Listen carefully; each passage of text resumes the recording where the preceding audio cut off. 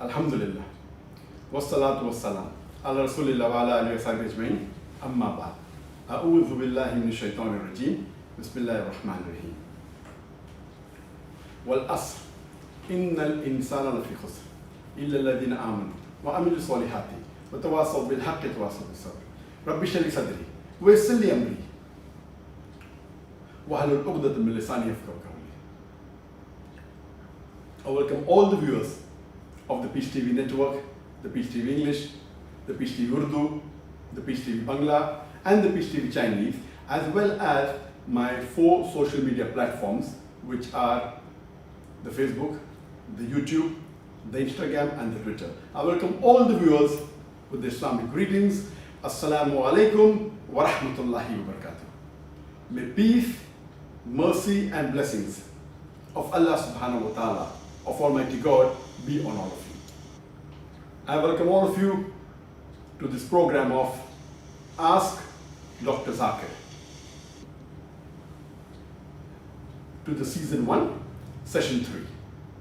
And here you are most welcome to ask any questions on Islam and comparative religion, or any question which a non-Muslim or an atheist may have posed against Islam, or any questions regarding the current affairs. You can pose your question on any of the social media platforms, but the best would be you can send the question in brief as a text message mentioning your name and your profession, the city and the country of origin, to the WhatsApp number +60 11 269 53895.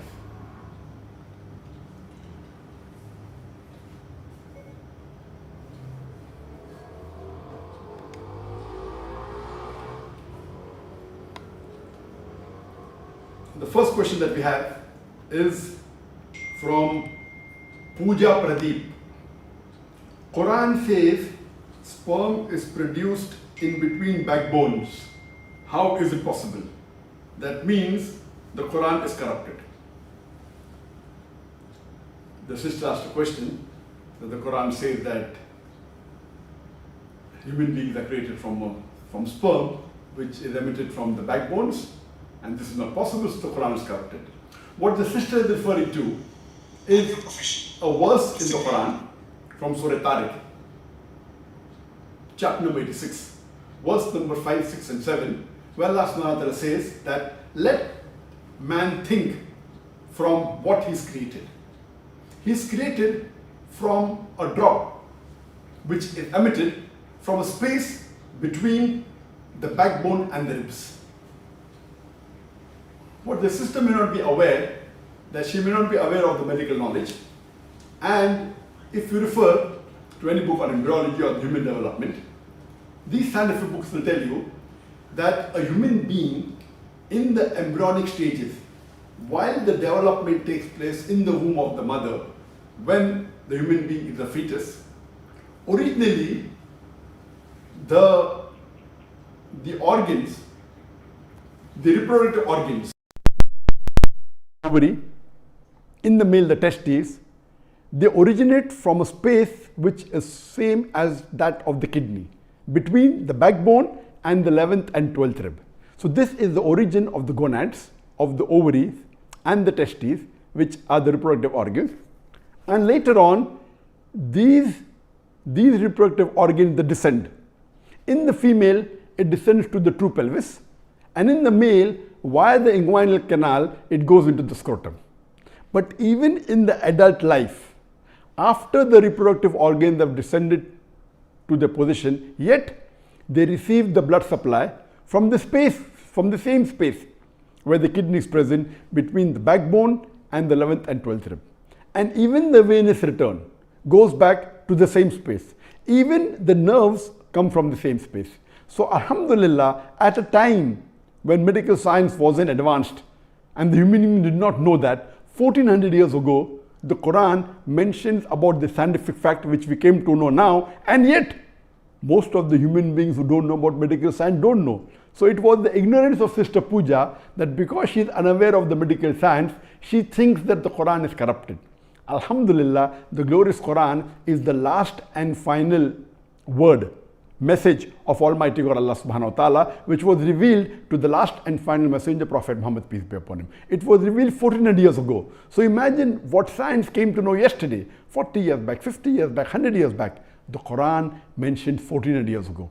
So this is one of the proofs that there is not a single scientific mistake in the Quran, and there are so many things what the Quran mentioned and science has come to know about it today.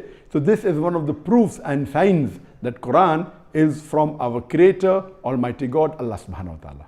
Hope that answers the question.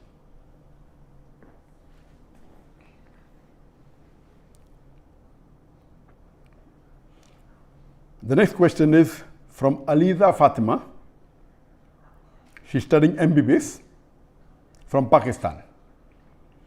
When a corrupt leader is elected, we are also responsible for the sins he commits as a leader. What should be our priorities while electing a leader? In today's circumstances, when we cannot find a loyal and honest leader, what should we do? Should we give our vote or waste our right to elect? A similar question is posed by Majid Khan from Hyderabad, India. What are the qualities which we should look for in today's age for selecting a leader for the Muslims? According to me, Dr. Zakir Naik would be my best choice to lead the Muslim Ummah today. Basically, the question posed here is that in today's world, most of the Muslim leaders are dishonest, they are corrupt. So who should we choose? Or should we let our vote go in waste? And the second question is that what are the qualities that a Muslim leader should have? And the brother suggested that I should be the leader, which will come to it later on, which I'll answer inshallah. As far as what should the qualities of a Muslim leader be, is the best exemplary Muslim leader in the world is our beloved Prophet Muhammad. That's the reason Michael H. Hart, he places him number one in the list of 100 most influential human beings in the history of humankind. Imagine he being a non-Muslim places Muhammad as number one, and he says that Prophet Muhammad, peace be upon him, was not only successful as a religious leader, he was even successful as a social and a political leader. Because of that, he placed him number one. That he was not only a successful religious leader, he was also a successful social and a political leader. So the best example of a political leader in the world today we have is Prophet Muhammad, peace be upon him. After that, we have the example of the Khulafa Rashidin, Hazrat Abu Bakr, Hazrat Umar, Hazrat Usman, Hazrat Ali. They are best examples for us after the Prophet. And that's the reason Michael H. Hart, he places Umar al-Khattab radiallahu anh, may Allah be pleased with him, as number 51, because he was a very successful leader. So if today, unfortunately, I don't know of any Muslim leader who is anywhere close to the quality of leadership of Prophet Muhammad, not even 0.001%. Leave aside that, not even close to Hazrat Umar radiallahu anh. Umar bin Khattab, mashallah, he was so successful that he expanded the rule of the Muslim empire, mashallah. And if you read his seerah, you will find the example how a Muslim leader should be. Unfortunately today, none of the Muslim leaders, we have about 56 to 57 countries in which majority of the people are Muslims. In some countries 100%, some more than 95%, some more than 90%, some more than 50%. There are about 57 countries in the world out of a little bit more than 200 countries. That means more than 27% of the countries in the world, there are countries in which Muslims are in majority. Unfortunately, none of these leaders are anywhere close to Umar al-Khattab radiallahu anhu. Nowhere close. And if you read the seerah of Hazrat Umar, may Allah be pleased with him, he told his family that if any of my family members break any of the rules, they will get double punishment. Because the family of a caliph should be following the rules much more than others. If they break any rule, they will get double punishment. And you have several examples. Unfortunately, we find today that most of the Muslim leaders, they are more, as the sister rightly asked the question, that most of them are corrupt, most of them are dishonest, they are involved more in making money for themselves, unfortunately. Just let me give you one example of Hazrat Umar radiallahu anhu. That when he was the Khalifa, he had two of his sons, Abdullah and Ubaidullah, may Allah be pleased with them both. When they went to the governor of Basra, when they were passing Basra, the governor called them and he was very happy to meet them. He said, what can I do for you? Then he said, why don't you give this amana to Amirul Mu'mineen, to your father, the Umar al-Khattab radiallahu anhu. But I give you permission that on your way you can utilize the money for business, and when you get the principal amount back, keep the profit and you can give the principal amount back to Amirul Mu'mineen. So both the sons of Umar radiallahu anhu, they take the money and on the way they do business and they get a huge profit, and they go and give the principal amount to their father Amirul Mu'mineen, and they say, this is what the governor of Basra said and this is the amana. So Hazrat Umar was angry and he asked his sons that, did the governor give this money to somebody else? They said no. So how come he has given it to you? So Umar radiallahu anhu commanded to his sons that give the principal amount as well as the complete profit. Give everything to Baitul Mal. Then the people who were close to Hazrat Umar radiallahu anhu, the other Sahabas, they told that this is a business deal and the permission was given by the governor.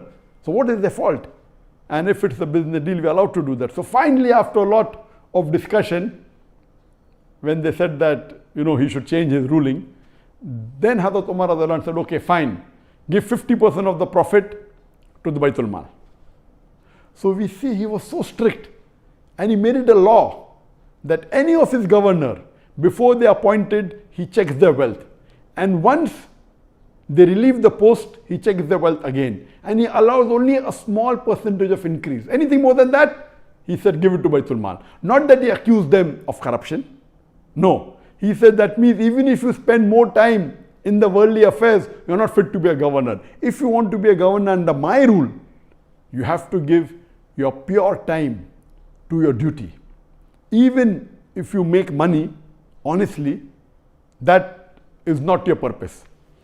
Unfortunately, we see today in the Muslim Ummah, most of the Muslim leaders, they are far away from the deen.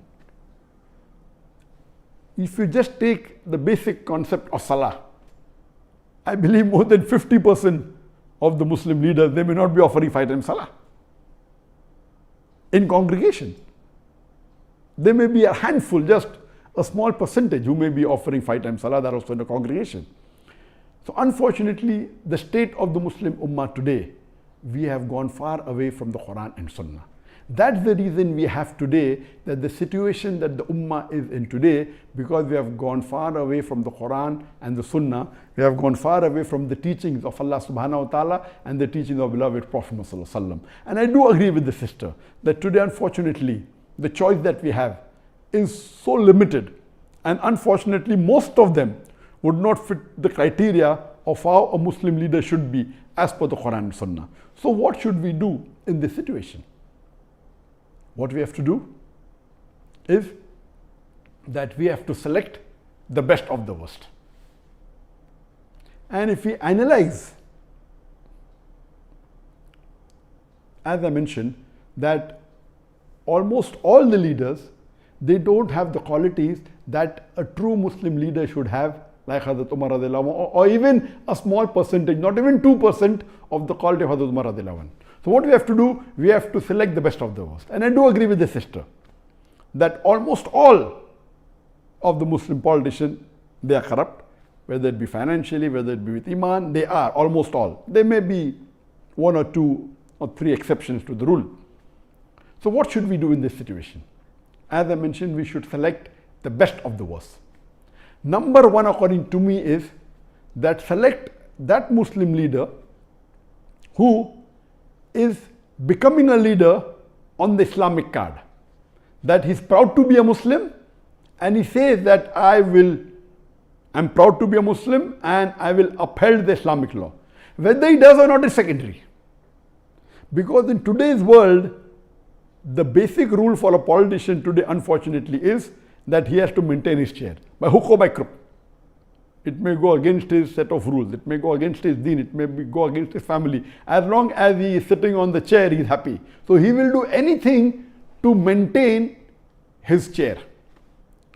Because of this reason, my first advice is that if two Muslim leaders are standing, select that Muslim leader who openly says that he is proud to be a Muslim and he is coming on the Islamic card. He may or may not be a practicing Muslim, that is secondary. I will go to the extent of saying that if there is one Muslim leader who is practicing Islam 20%, but is coming on the secular card, he is not saying that I will protect the Muslims, I will follow Islam. And there is another Muslim leader who is following 10% of Islam, but is coming with the Islamic card. He is openly saying that I will protect the religion of Islam, I will protect the Muslims. Better select the person who is following 10% Islam as coming with the Islamic card rather than the other Muslim leader who is following 20% and is not coming on the Islamic card, because the person who is not coming on the Islamic card will not go out of his way to follow the Islamic principles, because that was not his trump card to win the election. Whereas the other Muslim leader who may not be following Islam as much as the other person, both are below average, but at least because he's come with the Islamic card, he will see to it that he'll make more masajid. He may not pray salah, but he'll see to it he will make more masajid, more mosque. He will protect the law of Islam. He will help the Muslim, because his trump card to win the election was the Islamic card. This is a very key point.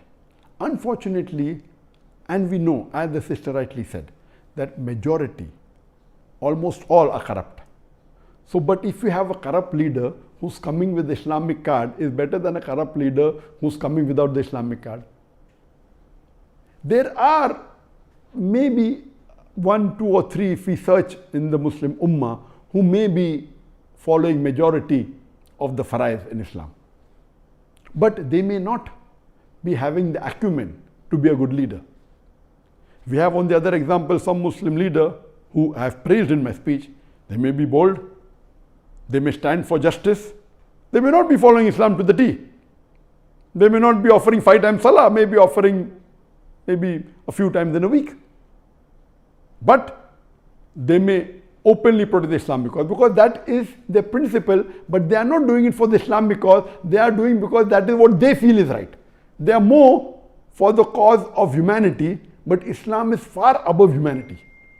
So because of that, they may bring a voice in the international media, but their practice may not be Islamic. So such leaders may benefit in one particular aspect of Islam to the Muslim Ummah, but on the other hand, they may be a danger. So that is the reason I personally prefer that you select those Muslim leaders who, number one, are proud to be Muslims. Unfortunately, when you look at the Muslim leaders, most of them, they're not following the Sunnah. I'm giving a small example of keeping a beard. It's not a big thing. To keep a beard doesn't take any effort.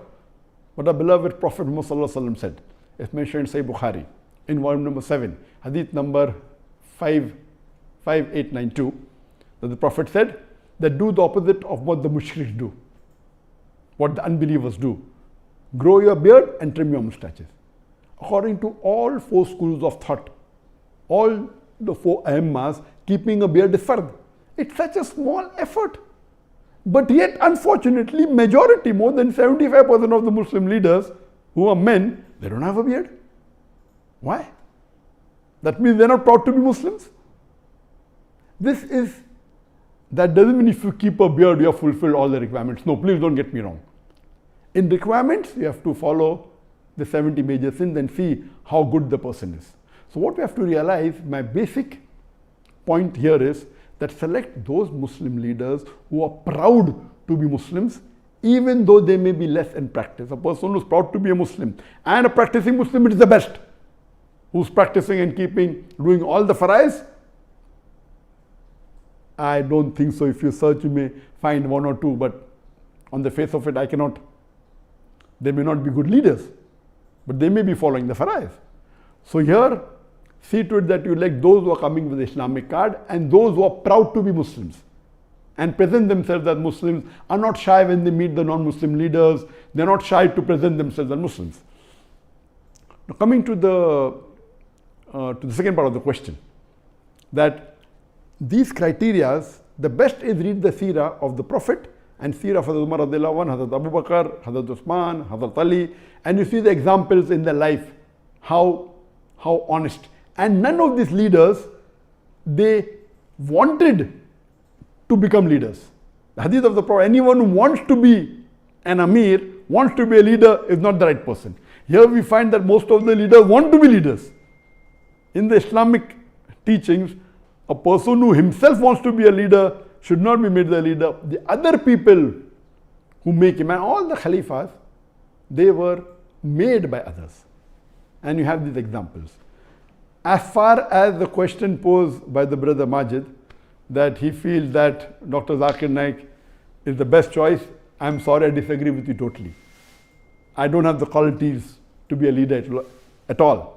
And I don't consider myself. And what I've seen in my life, in my personal life, I've seen that many religious people, when they enter into politics, almost all of them went away from their deen. I know several scores of Muslims who are very good practicing Muslims, who are offering 5 times salah, who are very honest, and they give such beautiful lectures. But the moment they entered politics, they got corrupt, they got influenced. Because unfortunately, the ummah that we have today, they are not like the Sahabas at the time of the Prophet and Khulafa Rashidin. Our Khulafa Rashidin, first they would take decision thinking, what would Allah want me to do? They were more scared of disappointing Allah. Today, our politicians are more interested in how it will benefit them personally. They don't want to disappoint the vote bank. The Khulafa Rashidin, they did not want to disappoint Allah. They would take a decision which would be completely against them, as long as it pleases Allah. As Allah says in the Quran in Surah Nisa chapter 4 verse number 135, that Ya ayyuhalladhina amanu, oh you believe, stand out for justice as witness to Allah subhanahu wa ta'ala, even if it be against yourself, against your parents, against your kitokin, against the rich or poor. Allah protects all. So such type of quality, there were many times the question was asked to me in India that why don't I enter politics? And I said that, why do you want to become enemy? I have to jokingly tell them. Because in today's world, if you enter politics, there are high chances that you will spoil your akhirah. Very high chances.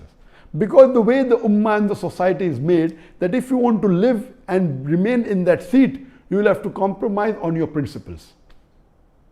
And the best example I can give you is of Dr. Israr Ahmad. Dr. Israr Ahmad, you know that mashallah, he was a very great dai, and he gave tafsir of the Quran, he was very knowledgeable, he was popular, and he stood for election and he won the election. After he won the election, he got a member of parliament, he was made, and he was given some post, and after a few months he resigned. He said, asking me, what should be the width of the road? That's not what I'm made for. When I'm giving them Islamic solution, they don't want to listen. He immediately resigned. So a good person who is following the deen, he will either have to give up his deen or give up his position. And whatever Dr. Israr Ahmad did was the best.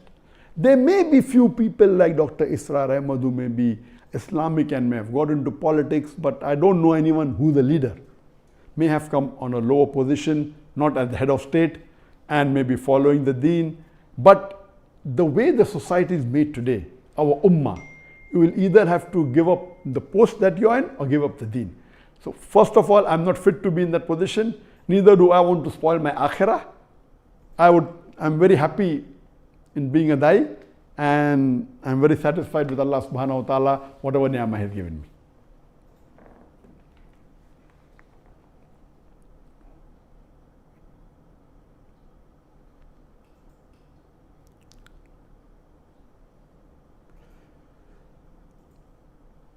We have on the Facebook. So good person who is following the deen, he will either have to give up his deen or give up. We have Sadiq Afridi, Muhammad Tariq, Bhatt Sanjay, Abdu Chef, Jamil Ahmad, Muhammad Nabid, Abde El Hakim, Anas Kech, Anwar Khan, Kamrul Hassan, Haris Khan, pharmacist Shafiqul Islam. Most of them are saying Assalamu alaikum, and I say Wa alaikum assalam to all of you. Arshalbi, Azad Rahman, many are giving du'as, and may Allah reward you for that. We have on the YouTube,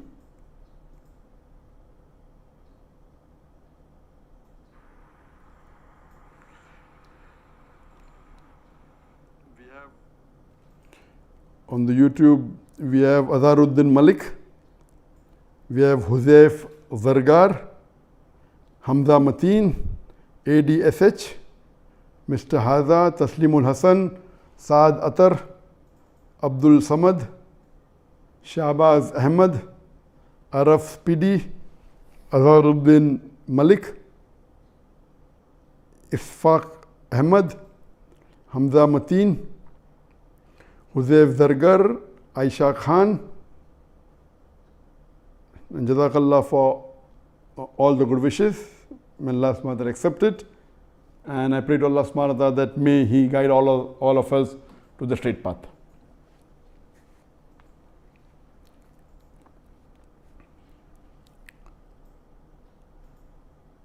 The third question from Muhammad Sirajuddin, Lahore, Pakistan.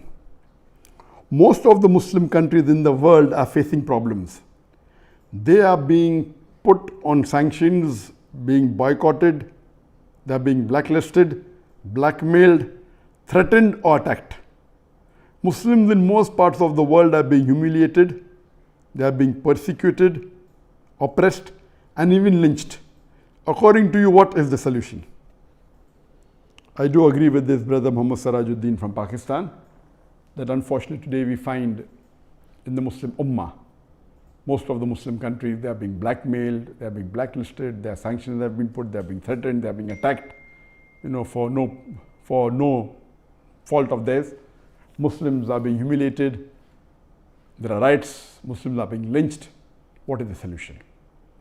According to me, the solution Allah gives in the Quran is Surah Imran, chapter number 3, verse number 103, where Allah says that وَاعْتَصِمُوا بِحَبْلِ اللَّهِ جَمِيعًا وَلَا تَفَرَّقُوا. Hold all together strongly to the rope of Allah and be not divided. If the Muslim Ummah is united, then inshallah we'll be a strong force and no one will be able to bully us. The problem today is that the Muslim Ummah is divided and we are not close to the Quran Sunnah. The only way that Muslims can be united is holding the rope of Allah. The rope of Allah, it is the glorious Quran and the authentic hadith of Muhammad Sallallahu Alaihi Wasallam. So if all the Muslims hold strongly to the glorious Quran, which is the last and final revelation of Allah subhanahu wa ta'ala, and the sayings of Prophet Muhammad, peace be upon him, that are there in the Sahih Hadith, if we hold strongly to this and if we're united, then we will be a strong force. Today, there are about 2 billion Muslims in the world. Out of 7.75 billion human beings in the world, more than 26% of the world population today, they are Muslims. If you see the example of China, about 1.4 billion, approximately 18% of the world population. Today, they are a big force and they're so big that they least bother about the rest of the world. They themselves are 1.4 billion. Do you know whatever social media that is there throughout the world is influencing the world, but it's not influencing China because they have banned Facebook, they have banned YouTube, they have banned Google, they have their own alternative. They have Baidu, they don't have WhatsApp, they have got WeChat. So they have got their own alternative, and 18% according to them is a big chunk. That's the reason today they are number 2 in the world. But in many aspects, they're number 1. And the way they are developing, coming from very low, the way they have come up in the last few decades is phenomenal. Because they're united, so we have to take the good points. There are many negative points of China, but the good point is they're united and they themselves are a big force. So much so that even America is afraid. What my suggestion is that the Muslims should be united. They can have their country, no problem, but as a whole we should be united. Today, we have the United Nations Organization, UNO. So whatever UNO say, most of them follow except the big superpower, the 5 or 6 countries which have got the veto power. Besides them, everyone has to follow. If they don't follow, then they twist their arm, they put sanction, they put embargo, and they have arm twisting policy for their own benefit. If they want to attack, if they want to take over Iraq, they create false, the big superpower, America and UK, they create false evidence and they attack Iraq. Not that Saddam Hussein was a very good Muslim, but what right did America, USA and UK to attack Iraq? And after they attacked, Iraq was worse than what it was before. What were the Muslims doing? They were just sitting. They were fighting among themselves. We Muslims should be united, whatever said and done. First of all, we should let our differences aside and we should unite. We should unite.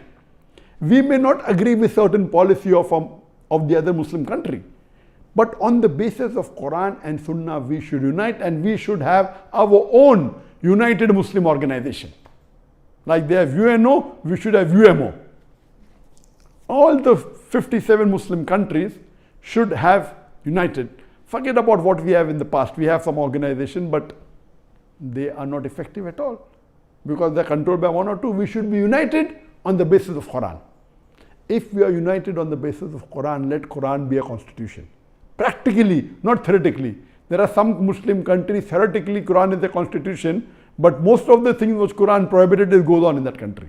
It's only for theory. We should practically have Quran as a constitution and have united. And we should have alternative. Like how there is a World Trade Organization, WTO.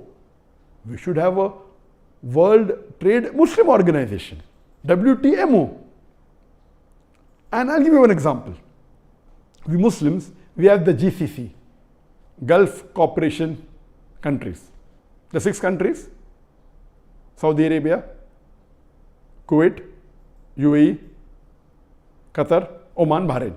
These 6 countries are close to each other and they produce oil, they have got petrol, and if they fight among themselves, the others will take advantage. So many years back, they made a cooperation, Gulf countries cooperation, so that they can fix the price, so that everyone benefits.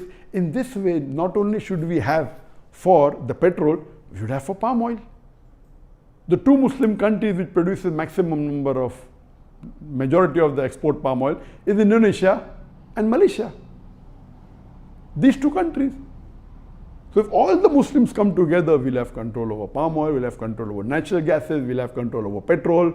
If all unitedly, we'll be a big force. And if someone tries to bully us, all of us should be united.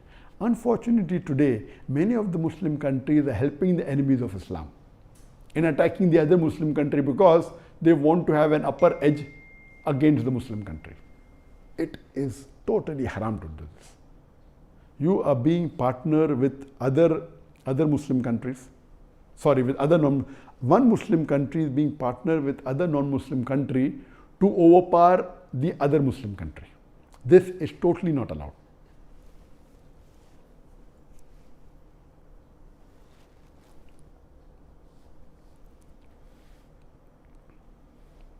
We should be united. We may have our differences, But just because we want to prove that we are better than the other Muslim country, we are seeing to it that we are spending money to destroy our Muslim brother.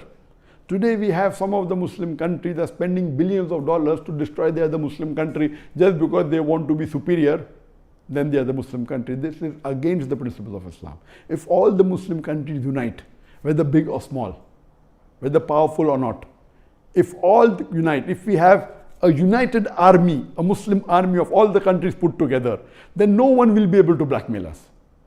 You know that Allah subhanahu wa ta'ala has given us the black gold. We have the wealth. If we unite, we should use this wealth to promote Islam, not to destroy Islam. So if this is there, then we have all the international organization. If there is a WHO, World Health Organization, we should have a World Muslim Health Organization, WMHO. And these health rules should be based on Quran and Sunnah. Unfortunately, we are blindly following the rules made by the non-Muslims. Some may be correct, some may not be correct. So if we have unity amongst all the Muslim countries, all the 57 Muslim countries, more than 2 billion Muslims, 27% of the Muslims. If there is an Interpol, international police, there should be an Islamic pole, Islam pole, that is Islamic police. If we have unity in all aspects of life, and if some Muslim country is breaking the law of the Quran and Sunnah, the other Muslim countries can get together and correct their Muslim country. Why should we allow the non-Muslim to interfere in the affairs of the Muslims? So if we have an internal check amongst ourselves, and our constitution should be Quran and the Sahih Hadith, if we follow this, inshallah, within a few years, within a decade, Muslim countries would be on the top. And irrespective of what's happening today, we find the question posed about the Muslim leaders and the Muslim countries today, there is one silver lining. The silver lining is that there is a hadith, there is a prophecy of our beloved Prophet Muhammad, that towards the end of time, and if you go on my Facebook, I've started a series of the signs of the end of the world, minor signs and major signs. And there are more than 80 minor signs, out of which there are approximately 50, or there are approximately 45 that have already occurred, and there are approximately 40 that are pending, not yet occurred, and then there are 10 major signs. But towards the end of the world, our beloved Prophet Muhammad prophesies that Mahdi alayhi salam will come, Isa alayhi salam will come, Mahdi alayhi salam would be the leader, and the Muslims would rule the world for 7 years. That would be the golden years for the Muslims. And that time, inshallah, they will follow Islam, and the Khilafat again would be revived. And that time, whether you want it or don't want it, I want it or don't want it, this would be the best time. So there's the silver lining. I only pray to Allah subhanahu wa ta'ala that may we live till that time, when Mahdi alayhi salam come, so that at least we will support him. And our beloved Prophet Muhammad has given basharat that that group of Muslims that will support Mahdi alayhi salam, they have been promised paradise. I pray to Allah subhanahu wa ta'ala that may he come during our time, during my time, and I would be the first person to support him, and would love to see how Islam flourishes. And we wait for that time. Till the time he comes, we don't know how long will it take. Few weeks, few months, few years, few decades, Allahu Alam. What we should do, we should follow Quran and Sunnah, and see to it that we force our leaders to follow Quran and Sunnah, and the Muslims should be united on the banner of Quran and Sahih Hadith. Inshallah, again, we'll be a superpower.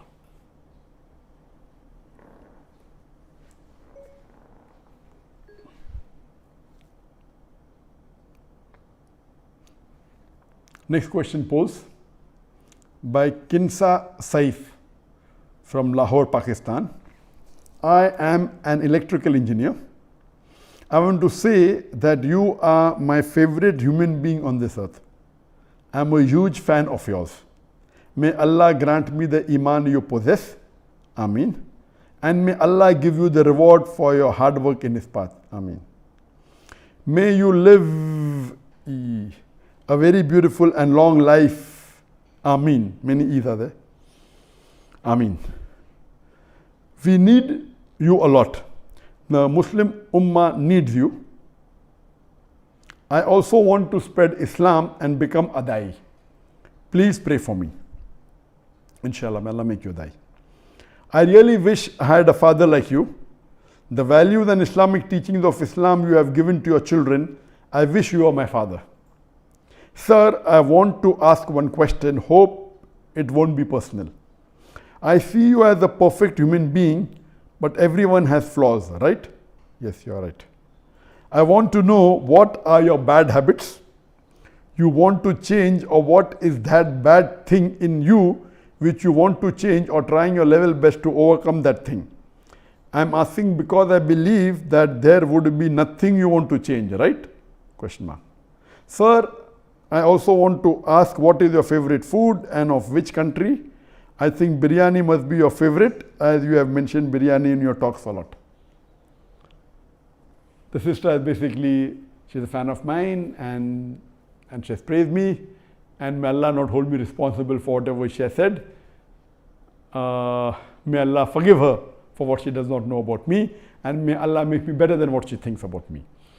Regarding, as she said that she thinks I am a perfect human being, and that's totally wrong, and she says that every human being has a fault, and she's right. My answer is that I have got several umpteen number of faults. The best exemplary human being is our beloved Prophet Muhammad ﷺ.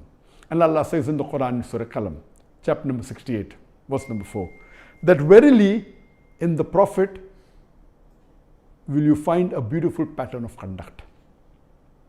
Allah says in Surah Ahzab, chapter number 33, verse number 21, verily in the Prophet is a beautiful example to follow. So the best exemplary human being on the face of the earth is the beloved Prophet Muhammad ﷺ. He is the best. Regarding what are the faults in me, and Allah says in the Quran, it is human to err. I have got many faults. What would I like to change? Number one, I would like to increase my knowledge.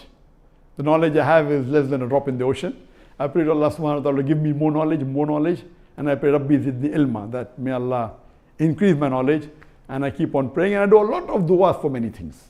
For a halal income, and may my actions be accepted by Allah. There are many du'as. Regarding one flaw that I have, that, what do you say in English language, I'm a perfectionist. No human being is perfect, I know that. But there's an English word called as perfectionist, and I want to make everything the best.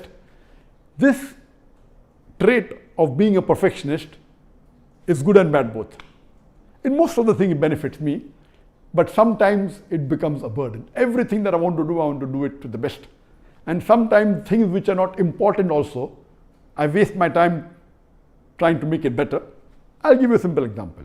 That when I send text messages to my staff, and some of my staff don't even know English well, but since I have to communicate, they send me a message, and when I am giving them a reply, because of the typo error, O becomes I and I becomes O, and if the spelling is wrong, there's a mistyping error is there, I go out of the way to go and correct it and read it. That's not required. The person doesn't know English well. So what difference does it make that if there is a spelling error? But that is my nature. I'm a perfectionist. I try and do whatever. I'm not a perfect human being at all. I'm a perfectionist. My nature is to try and make everything to the best.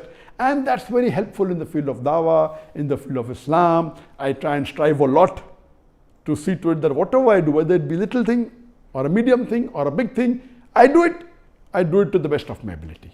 This is good and bad also. In more cases it is good, but sometimes it wastes your time in small things and it prevents you from doing other good things. I pray to Allah subhanahu wa ta'ala to remove all my faults, and I pray to Allah subhanahu wa ta'ala that may He accept my efforts, whatever is in His way. The main thing is may Allah accept your effort. And whatever said and done, one thing is for sure, that Allah subhanahu wa ta'ala has blessed me millions and billions of times. And the ni'mah that He has given me, I would not like to exchange my position with anyone in this world. And all the people that I know, I don't know everyone in the world, but all the people that I know, the kings and the presidents and the prime minister of the countries and the celebrities, all that I know, I am happy to be what I am, as a package. There are many things I want to improve, but if anyone tells me that if Allah gives you the option, would you like to swap your position with anyone in the world living today? I am happy with what I am. I am not claiming that I am the best human being in the world. Nowhere am I claiming that I am the best Muslim in the world. There may be many Muslims who will be 100 times better than me. We may not be knowing about them. But amongst the people that we know, the kings, I am happy with what I am. Because as a package, I am happy that my akhirah at least is secured, inshallah, if Allah accepts my effort, rather than the position of the celebrities and these kings and the prime ministers and the presidents. How many of them would go to Jannah? Allah knows the best. So whatever I am, I thank Allah for the position He has given me, for all the qualities. I have got very, very negligible qualities, but Allah has put love in the hearts of millions of people who love me. So the love is not because I'm a good speaker. It is because Allah has done a favor to me. And Allah has put love for me in your hearts. Otherwise, there are thousands of people who have more knowledge than me. There are tens of thousands of people who are more intelligent than me. There are tens of thousands of people who are better orators than me. But yet Allah has put that love in the hearts of the human beings for me. There are hundreds of thousands of non-Muslims who love me. There are millions of Muslims who love me, alhamdulillah. So this is only haza min fazli rabbi. It is only because of the grace of Allah subhanahu wa ta'ala. So what Allah has given me niyama, I would not like to exchange my position with anyone presently living in this world. There may be hundreds of people better than me who I may not be aware of. And I pray to Allah subhanahu wa ta'ala to forgive my mistakes and forgive my sins. Regarding the last question, that which is my best food? Is it biryani? My best food, before I was married, it was the food made by my mother. And now, it is the best food for me, is the food made by my wife. I'm a person who's satisfied, mashallah, because I see more for the things which will get me benefit in akhirah. The food that my wife makes, I'm not claiming she's the best cook, but for me, she makes the best food for me. And I would prefer the kadi khichdi made by my wife than the biryani. I do use the word biryani in my lecture because biryani is a delicacy for the people of the Indian subcontinent, for the people of India, for the people of Pakistan. That's the reason I give examples of food which are popular. If it's a kadi khichdi, they may not, that will not be the best food for many of the human beings. So the simple food made by my wife, I prefer than the biryani made by the chef outside. And I'm very satisfied, and I thank Allah subhanahu wa ta'ala to give me this position.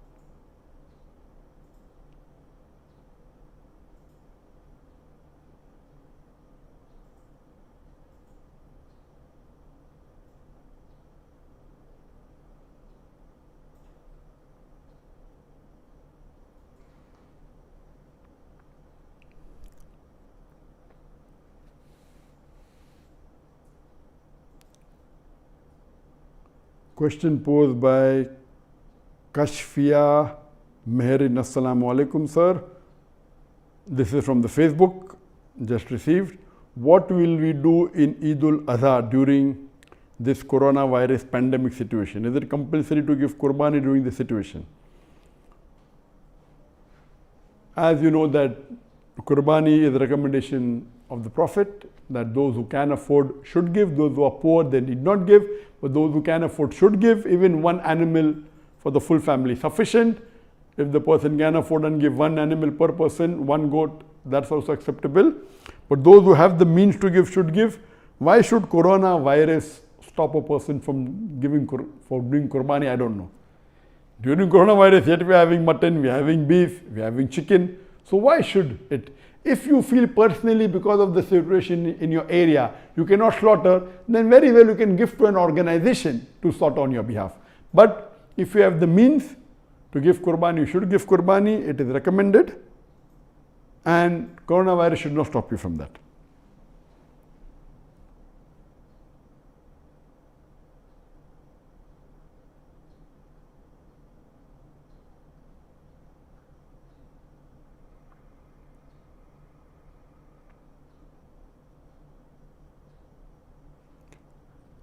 Abu Huraira, but you are great, I love you. Maud Zia, this is on the Facebook. Dr. Zakir, I wish you are okay. May God bless you and protect you wherever you are. We are praying for you all the time from Algeria. MashaAllah. Happy Jovial Khan, you are my favorite human being too. This is from the Facebook.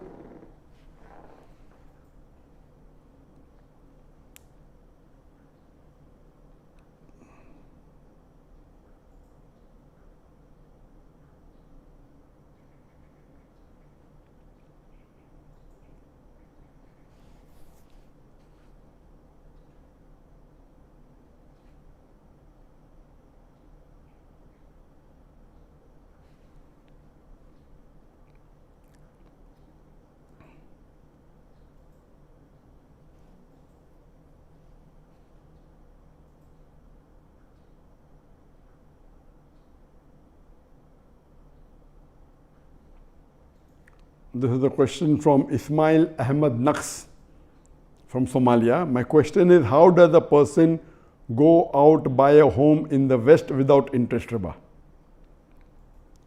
As far as if you don't have the money to buy the house completely, then but natural, you should not take loan from the conventional bank, which is riba based.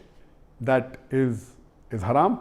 But many of the Western countries have Islamic alternatives. You can go to an Islamic bank, whether it be in UK, whether it be in America. There are Islamic banks which work on the Sharia principles. You can take a loan from the Islamic bank which is not based on riba. It is based on a particular system called ijara, and various other options are there. Or it can be cost plus. In this system, very well you can take from Islamic bank and pay an installment. This is not dealing with riba. This is one of the ways that you can do, or there are many Muslim organizations which have a pool of money where they internally help members among themselves, where they give a loan to the member of the organization who pays in installments. So as long as it is not riba based, it is as per the Sharia, it is Sharia compliant, very well you can use this system in purchasing the house. But taking from a conventional bank which is riba based is totally haram.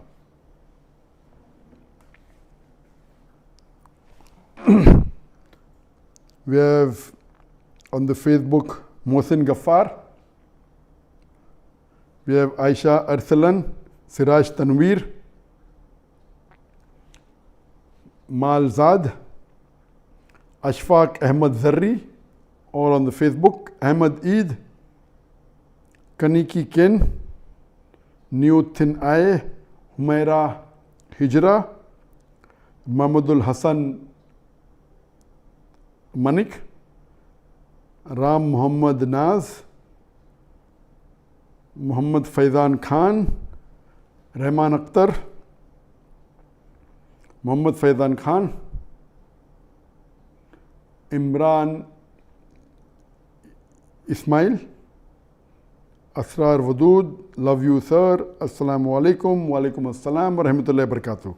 All these well wishers from the Facebook.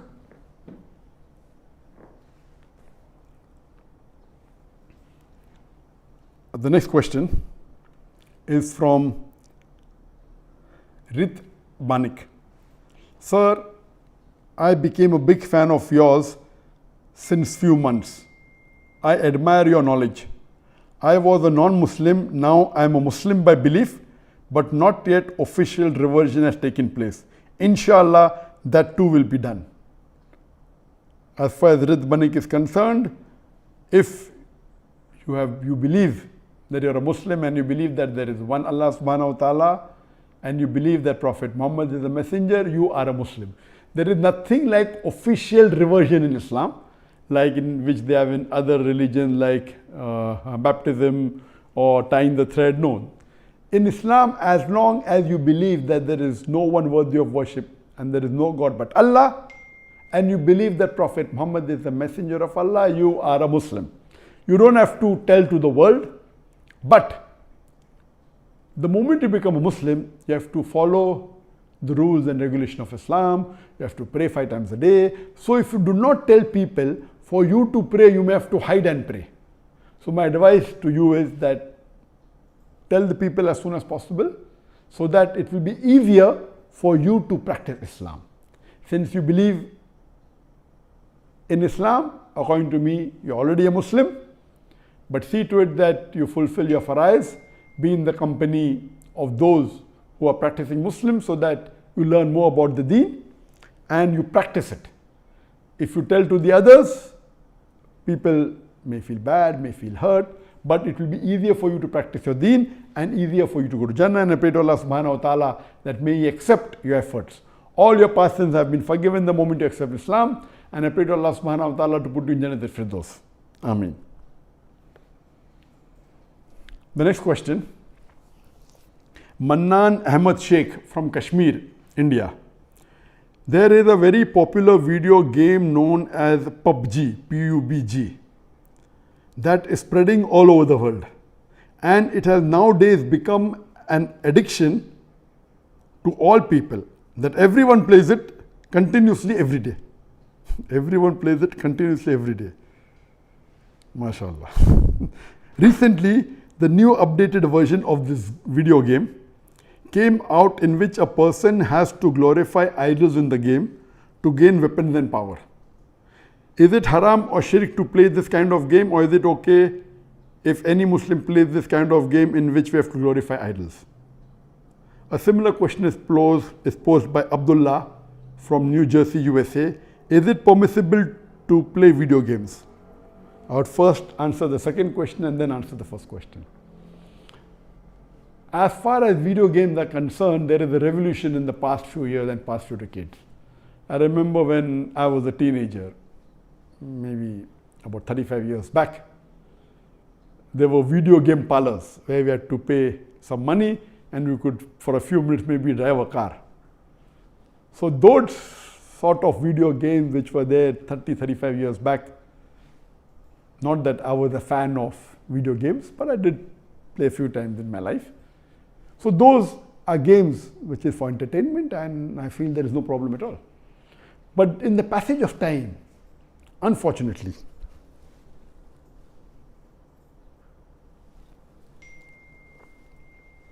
today we find that there is a revolution and there's a lot of changes that have come.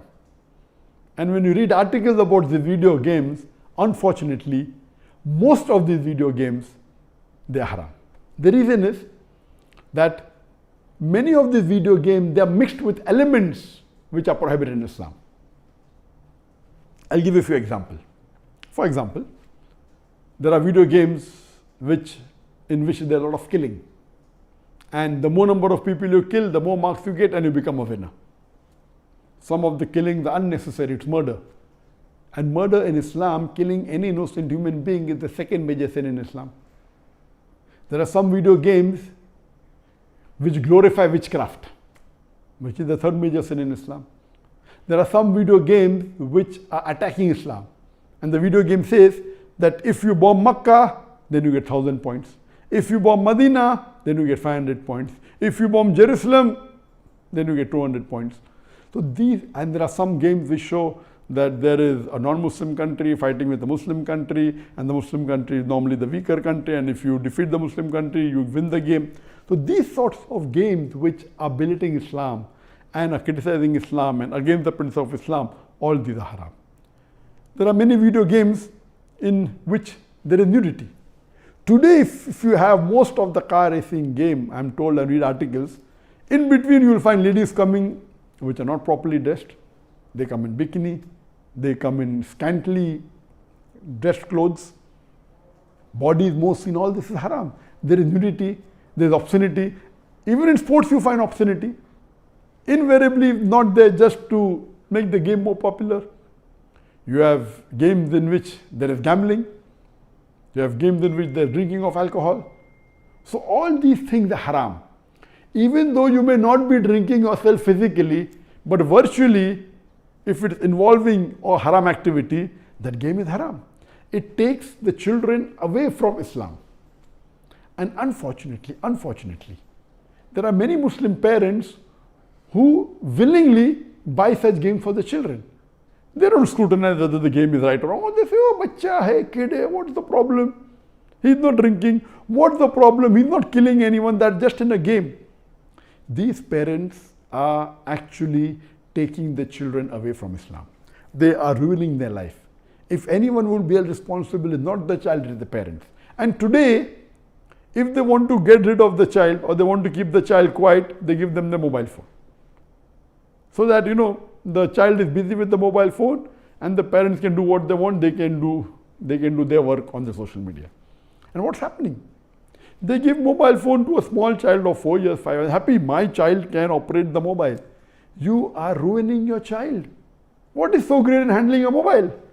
When he grows up, when required, he'll easily know how to use it.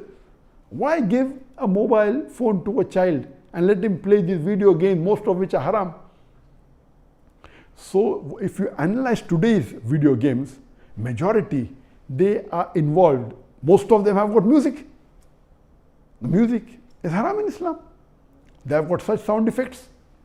So most of these games, if you analyze and if you scrutinize, majority, maybe more than 80%, more than 90%, or maybe a larger number, I haven't done a survey, but reading the reports, they will lead to haram activities directly or indirectly. So such games surely should be prohibited and you should try and keep your children away from them. As far as the first question was posed regarding a game called pubg, the full form of pubg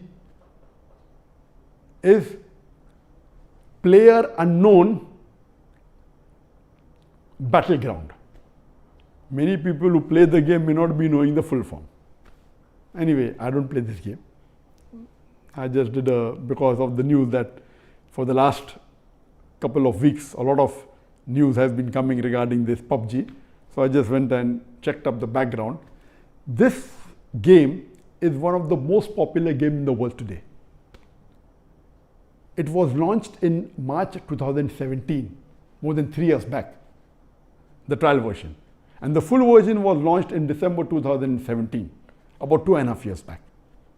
And by the end of 2019, it had the maximum sale. It sold, till now, it has sold more than 60 million games. And only on the mobile, there are 600 million downloads. 600 million downloads. That means somewhere close to 8% of the world have downloaded it. And amongst the children, it would be somewhere close to more than 1/3 of the children have 1/3 or close to it have downloaded this. And in this game mainly involves killing. The more you kill, the more points you get. And you have to save yourself. And if you're the last person alive, you're the winner. This game can be played solo by one person, can be played up to 100 people. You can play alone, you can play with your friends, you can play online, you can even play in groups of 2, 3 or 4. Then if your group survives, your group is the winner. It's an addiction. And many of these video games, including this pubg, it takes a person away from Islam. There are haram activities. Besides that, if it is the time for salah, when the prayer call is there for azan, the child continues, okay, no problem, and he misses the salah. And there may be chances that if he doesn't miss, he will pray at the last moment when the salah is just going to get qaza. Just before the time for the next salah, he prays the previous salah. So all these things takes a person away from Allah subhanahu wa ta'ala.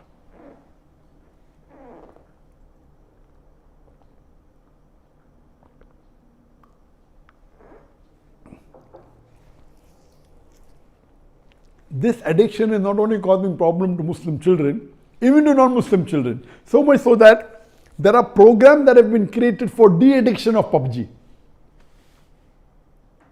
But the question mainly is talking about the latest version.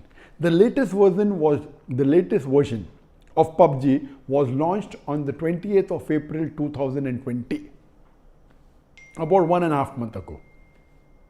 And in this new version, a person has to glorify idols or literally do idol worship in order to get weapons or get equipment which will help them to kill other people. So this is going to the highest level of shirk. Murder is the second major sin in Islam. Shirk is the major sin in Islam. So of course it's totally haram. Besides the other aspect of murder, of music, of nudity, etc., idol worship is the major sin. It is promoting idol worship. So surely we should see to it that the parents are very strict. They should not only not give PUBG, should not give video games. There may be some games which may be halal. Entertainment per se, if it doesn't break the Sharia, it is permitted. There may be some video games which may not be having the elements, or there may be some Sharia compliant video games available in the market. But the best is avoid the general game unless you are sure that it is Sharia compliant. It doesn't break any of the principles of Islam.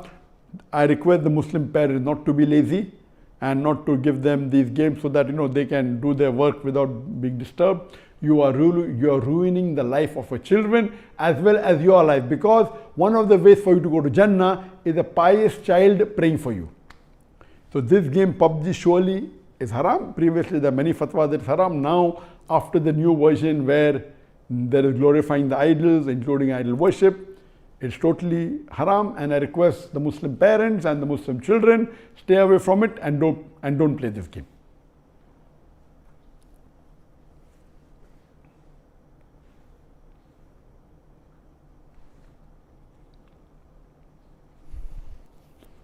The next question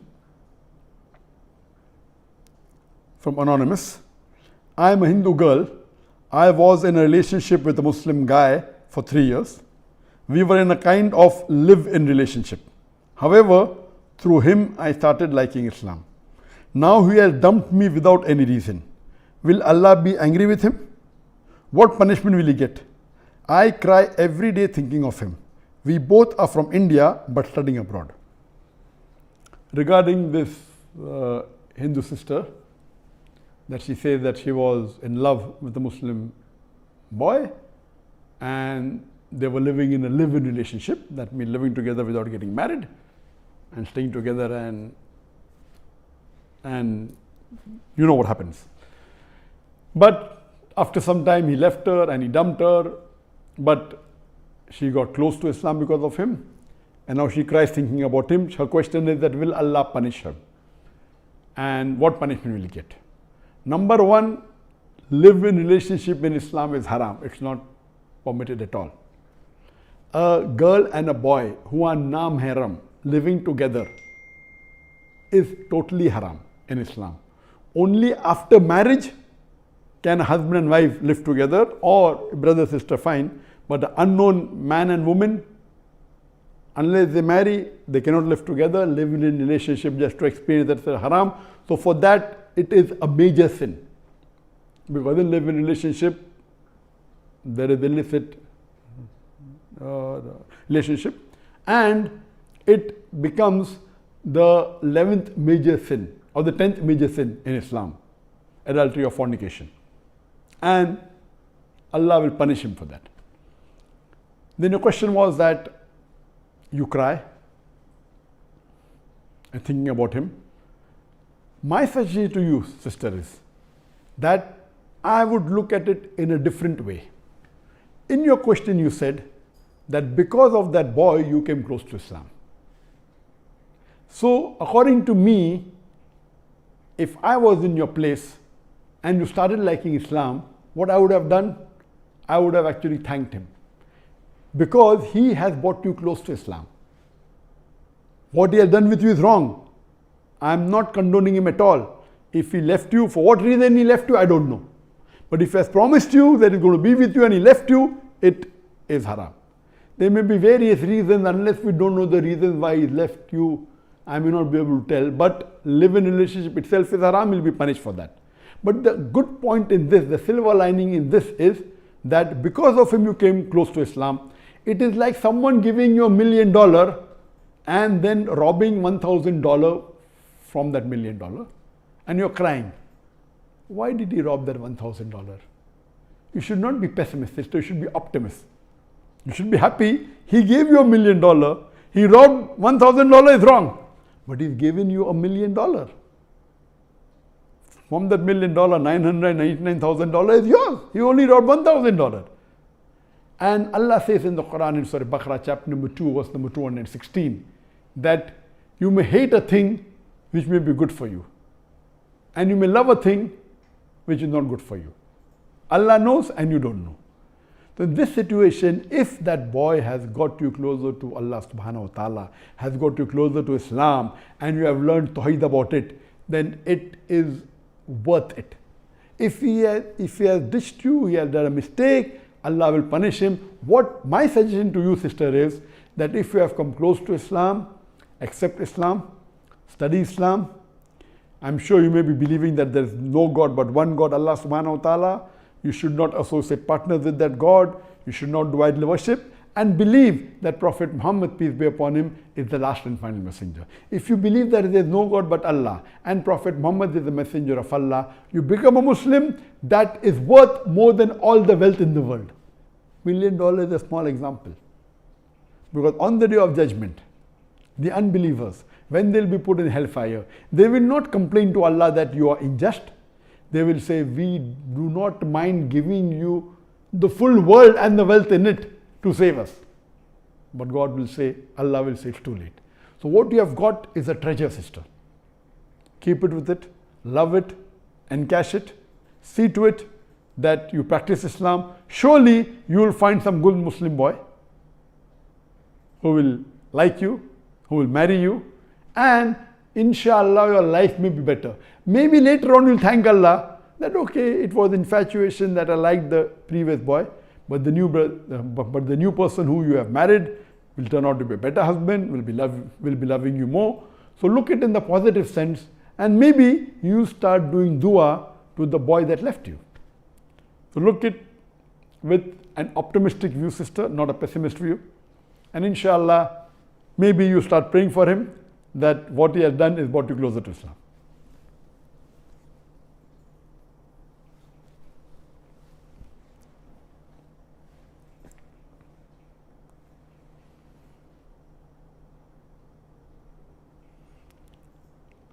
The next question. What is your opinion on the groups of Muslims who protest against the closing of mosques due to coronavirus, on the basis that would imply fearing other than Allah? The question posed is that what is my view regarding those Muslims who are protesting against the closure of the mosques in different parts of the world, and they're saying that you are fearing others more than Allah. As far as I am concerned, I am against those people who go to extreme. La taglu fi dinukum. Do not commit excesses in your deen. As far as the guidance given by the Prophet Muhammad sallallahu alaihi wasallam, the Prophet clearly said in Sahih Bukhari, in various hadiths which I discussed in my previous sessions, that when you know of an epidemic, of a plague in a particular land, don't go to that land. And if you're in that land, don't leave that land. Various hadith. The Prophet said, if you see a leper, run away from him as though you have seen a tiger, as though you have seen a lion. So all these hadith says that we should stay away from contagious diseases. But the Prophet said, tie your camel and trust in God. Now what we have situation, as far as the group of people who are against the closure of mosques, we'll discuss that later on. What if you see the different scenario world over of Muslim countries? The first Muslim country, I won't take its name, the first Muslim country that openly announced that they're going to shut the mosques because of coronavirus. In that country, there was not a single death due to coronavirus. there were few, hardly about 40, 50 positive cases of coronavirus, COVID-19. As a precaution, they closed the mosque in complete country. Many Muslim scholars objected, and within a few days, many Muslim countries all over the world followed it. I am not against closing the mosque to protect yourself from COVID-19 if it's a requirement. But don't go overboard.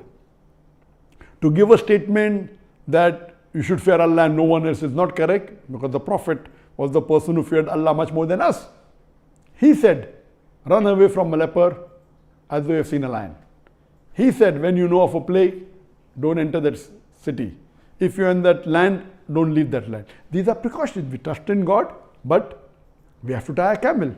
But what we see that some of the Muslim country were over precautious. They're not tying the camel, they are strangulating the camel. In some countries, when there is not even a single case of coronavirus, COVID-19, they shut the mosque. This is nonsense. If there is a case where the cases are many and many people are infected, there are people who have died, and then you close the mosque after taking guidance from the medical experts and Islamic scholars.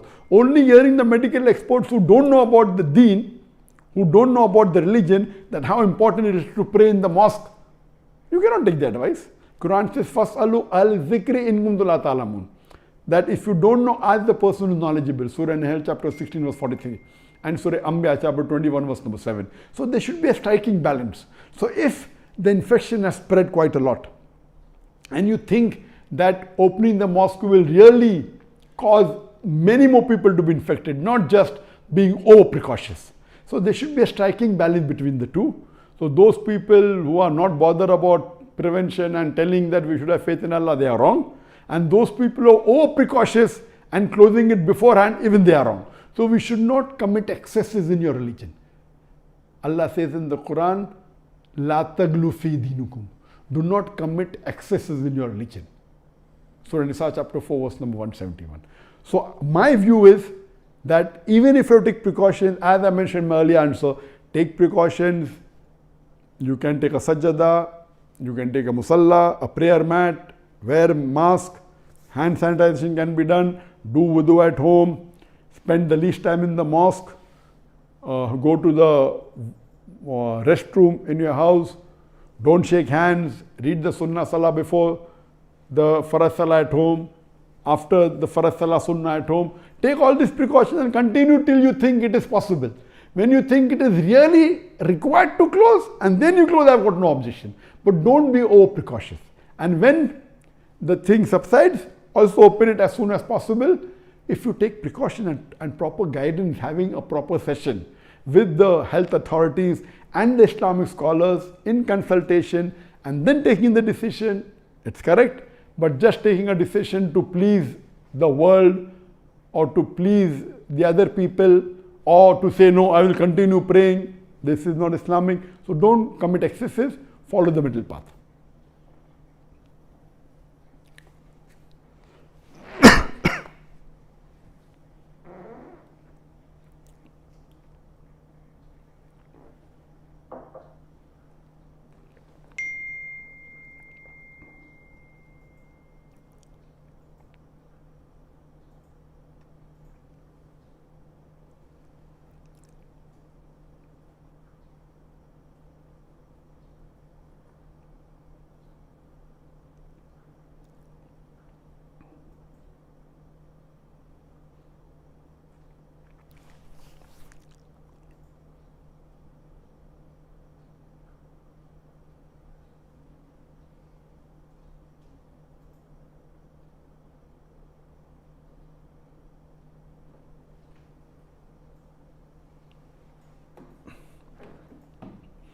We have on the Facebook Akbar Khan, Muhammad Irfan, Imran Ismail, Asrar Wadood,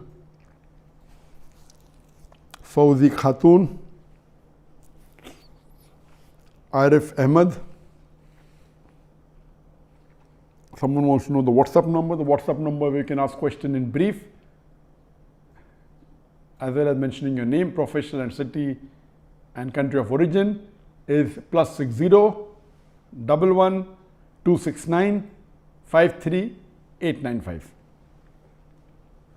Tanzila Khan, Umar Sharif, Noor Alam Bidut, Sheikh Robin, Sardar Khalid, Salman Sheikh, Bilal Haroon, Amir Khan, Bengali Kita, Muhammad Mustafa, Neela Sayyed, Muhammad Rabi Hussain, Muad Niroz, Tanzila Khan.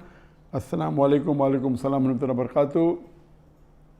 That's on the Facebook. On the YouTube, we have Akib Khan, Taslima Sharmin, Akib Ahmad, Gunz, Rahim, Rockstar, Arafin Moon, Nahid Khan, HD Videos, Taslima Sharmin, Hassan Farooq, Ali Paracha. Assalamu alaikum, wa alaikum assalam wa rahmatullahi wa barakatuh. The next question is, I am a ladies tailor. Is it allowed to measure a woman before sewing her clothes? Because I am the only one who can do that job. Alasan Nagum from Gambia. Alasan Nagum from Gambia asked the question that he is a lady tailor. Can he measure the ladies before sewing her clothes? And he says he is the only one who can do the job. As far as being a lady tailor per se, stitching the clothes of ladies is not haram, but the associate things may be haram. You cannot take the measurement of a lady because she is your na-mahram, unless, if it's a mahram of yours, your wife or your sister or your mother is permitted. But taking measurement of a lady, you have to put the measuring tape and you have to touch her body. This is prohibited in Islam, it's not permitted.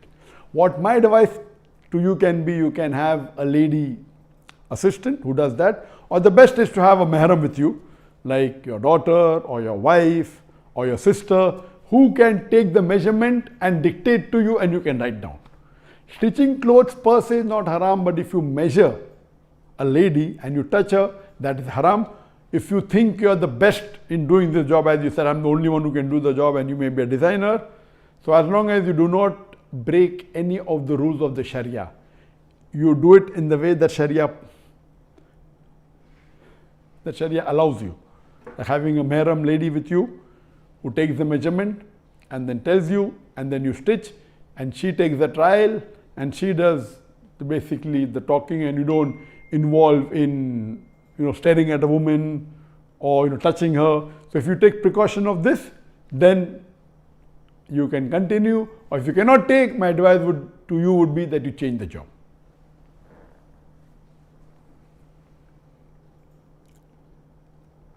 The next question by Shamshad Alam Katihar from Bihar, India.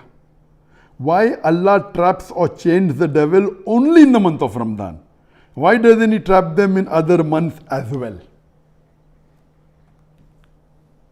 That's a very tricky question, that why does Allah trap and chain the devils only in the month of Ramadan? Why doesn't He do in the other month? Why doesn't He do the full year? If you watched my earlier sessions on Ramadan, I told you that Ramadan, if you allow me to call a human being a machine, human being is the most complicated machine, and Ramadan is like a servicing, like overhauling of the complete body. And every machine requires servicing. Some require once a year, some require once in 6 months. So Ramadan is 1 month in a year, which I would say, give an analogy, it is like a servicing of the body. So when you're doing servicing, it is good for the machine. But if you say, I will keep on doing servicing the full year, then that's not logical. So if you say that we will keep on having Ramadan the full year, if the devils are chained, then but naturally Allah subhanahu wa ta'ala will also have to allow the human being, should tell the human being should fast the full year. And fasting full year is haram in Islam. Our beloved Prophet said, you cannot fast every day. The maximum that if you want to do, our Prophet permitted, keep the fast of Dawud alayhi salam. He fasted alternate days. So fasting every day of the year is prohibited. So if Allah changed the devil full year, you'll also have to fast, because in Ramadan one of the requirements that you have to fast the full month of Ramadan. So if Allah changed the devil the full year, you have to fast the full year. That is point number one. Point number two, let me give you an analogy, that when there's a shop, the shop normally sells good, and once a year maybe, or once in 6 months, they have a sale. During the sale, you get the goods cheap, and you go there and you purchase. Same way, Ramadan is 1 month in a year where you get many benefits. So these benefits that you get cannot be for the full year. The shopkeeper allows only for 1 month. So these benefits that you have is kept for 1 month. But the best example analogy I can give you is of an examination. Because this life, as Allah says in the Quran, in Surah Mulk, chapter number 67, verse number 2, Alladhi khalaqal mawta wal hayata. Allah has created death and life to test which of you is good in deeds. So this life is a test for the hereafter. Now, if you see the test that we have in our life, when we go to colleges, when we go to universities, you have, for the full year, you attend the university, you attend the college, and you have final exam only once in a year. And that final exam is more important. It may carry 80% marks, depending upon which course you are doing. And full year, you may have to attend college every day, for which marks may be given for attendance. There may be weekly test. Some of the professions have daily test. You get marks. But those marks are less important as compared to the marks in the final examination. Depending upon the course you are doing, maybe final examination may carry 80% marks of the total, maybe 75% marks. The balance 20 or 25% may be for day-to-day activities. So similarly, this life is a test for us. Allah subhanahu wa ta'ala has given you rules and regulations which you should follow throughout the year. But during Ramadan, it is like the final examination. And during final examination, you study more. You study more than the normal time. So we Muslims do more ibadah in Ramadan than the normal time.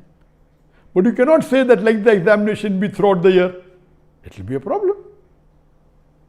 Because during final examination, you do not follow your daily routine. You may do less of the other activity, less of social work, and concentrate more on the things of the examination. Similarly, in Ramadan, it's not the same activity as we do in the other days. You do more ibadah, you fast, you pray more, you read the Quran more, which is difficult for the full year. So in Ramadan, because Allah subhanahu wa ta'ala chains the devil, it is possible for you to do more ibadah, it is possible for you to do more salah, it's possible for you to fast for the full month. If you say Allah will chain for the full year, then full year you keep on doing more ibadah and more, it's good. But then it's difficult during the last 10 nights. Many of us stay awake full night. So imagine you'll have to stay awake full night for the full year, it's difficult. So everything is balanced and comes in a combination. You cannot say Allah changed the devil and then you don't stay awake the full night in the last 10 nights. That will be 1/3 of the month of Ramadan, you are staying awake full night. So that way it's a combination together. The best example of an examination, this is like a final examination, it is more important, therefore you give more time and you give more effort. So Ramadan is like that. In 1 year, one examination, you give more time, Allah changed the devil so that you can do more ibadah and come closer to Allah subhanahu wa ta'ala. And the marks of this is counted more. So even if you make the small mistakes and the small faults, Allah forgives. As Allah says that from one Ramadan to the other Ramadan, Allah washes all your sins except as long as you stay away from the major sins. Hope this answers the question.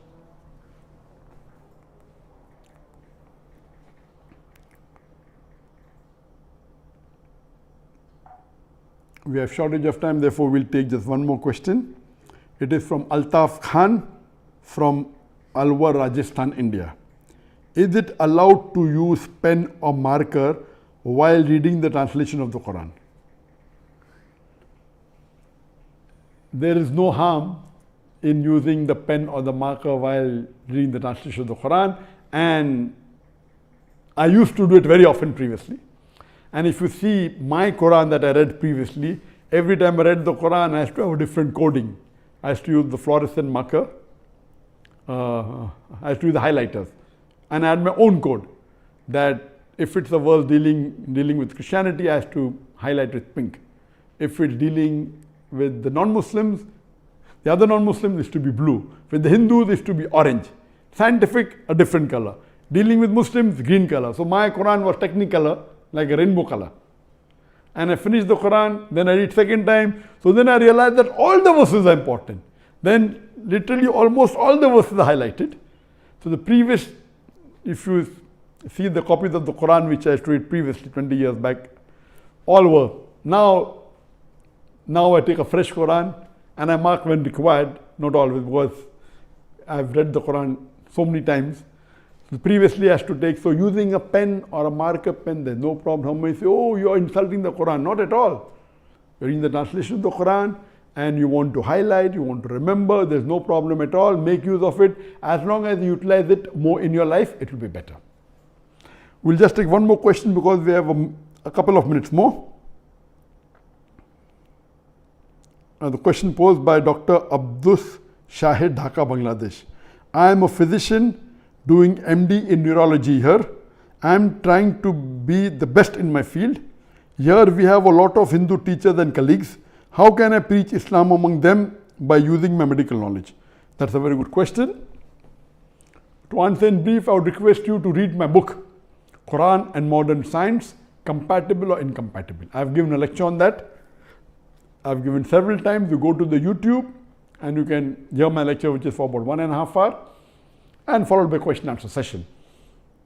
As far as doing dawah with your medical colleagues, or maybe your teachers or your colleagues or your students, I've given the talk on Quran Modern Science. The book is available, or you can go to our website. Go to the website, in the section of book, it's downloadable. The full book is downloadable. Then you can go to the common question side. In the question side, there is many questions asked on this topic. Download that, read that. In short, let me tell you that Quran is the last and final revelation of Allah subhanahu wa ta'ala, which was revealed to the last and final messenger, Prophet Muhammad, peace be upon him.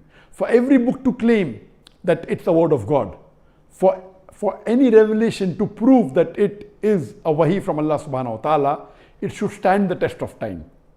Previously, in the olden age, it was the age of miracles.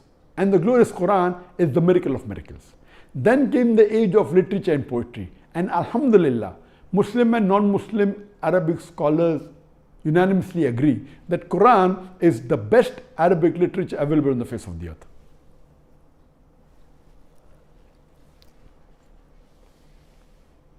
But today is not the age of literature and poetry. Today is the age of science and technology. So we have to analyze the Quran with science. And let me remind you that Quran is not a book of science, S-C-I-E-N-C-E, but it's a book of signs, S-I-G-N-S. And there are more than 6,000 signs, ayats in the glorious Quran, out of which more than 1,000 speak about science. And if you compare with today modern knowledge about science, you find that there are many things which science has discovered recently, 10 years back, 20 years back, 100 years back, 200 years back, which the Quran has mentioned 1400 years ago. If you put this and see my full lecture, you will be able to convince if a person is a scientist or a person who loves science. If you quote to them the matter in my book, Quran Modern Science, inshallah he'll be impressed. And in my college, in my medical college when I was in Bombay, in Naat Hospital, Topiwala National Medical College, Muslims were hardly about 3 or 4%. In a batch of 100, maybe 3 or 4 were Muslims. And whenever I had to do dawah with my colleagues, my Muslim friends used to run away. Abhi to marwayenge, that Zakir is going to get us bashed up now. They used to run away, but alhamdulillah, no one in my medical college or ever in my life has even caught my collar. MashaAllah. Allah's help. But while doing dawah, my Muslim friends run away, and I was, surrounded with 10 and 20, 30, 40, 50 non-Muslims. But these non-Muslims became very close to me. While I used to do dawah, I used to do dawah even with my teachers. So many of my Muslim friends will say, Zakir, now you will fail. They will fail you in the exam. And to fail, a medical student is very easy. Because 50% marks is based on the theory paper, and 50% marks on viva voce, oral question. And no one can question the teacher, the professor, why have you failed me in viva voce? My Muslim friend used to tell me, Zakir, surely you will fail. I used to reply, if Allah wants to fail me, maybe Allah wants to give me one more year opportunity to do dawah to my teachers. I was an optimist. They used to call me the philosopher, and every opportunity I got, I used to do dawah with my teachers, with my colleagues. Alhamdulillah, and most of them, they loved me, they had faith on me, they respected me. I'm talking about the non-Muslim colleagues and non-Muslim teachers. I request you read this book and convey to them with hikmah, but do it nicely with love and care. And that was the last question I could answer in this session. And just to remind you that inshallah, those questions which I have not answered, I'll pick up one of them and call them on a video call on the WhatsApp. That would be a bonus, and speak to them for a few minutes. And till we meet next time for this program, ask Dr. Zakir, same time, next Saturday, inshallah. Assalamu alaikum wa rahmatullahi wa barakatuh. Wa akhiru da'wana alhamdulillah rabbil alamin.